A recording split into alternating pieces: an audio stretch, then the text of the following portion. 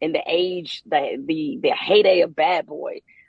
We saw the crumbling of something that is been like an institution in many ways. You know, this is my early 20s, like just going up in smoke. And I know there's been a lot of that lately. I don't feel sad for Diddy. I don't feel, I feel empathy for his children for sure, because that had to be a startling image for a lot of people. And I'm sure certainly for him to see his children in handcuffs.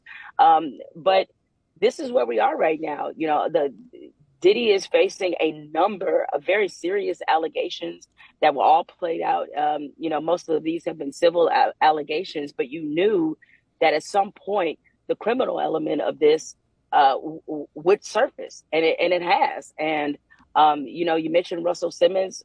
There have been similar allegations about him, and what you have found is that this art form, you know, hip hop that was created, there is an underbelly of disgust that has existed in this art form for a long time. That doesn't mean the art form didn't serve its purpose. It doesn't mean that it wasn't revolutionary, and the success that has been there and that has been connected, especially obviously to the Black community. That doesn't mean that those things that it has brought to our community go away. But there have, you know, somebody told me this a long time ago, and I remember when they said it, I was just like, that's, you know, I just sort of blew it off.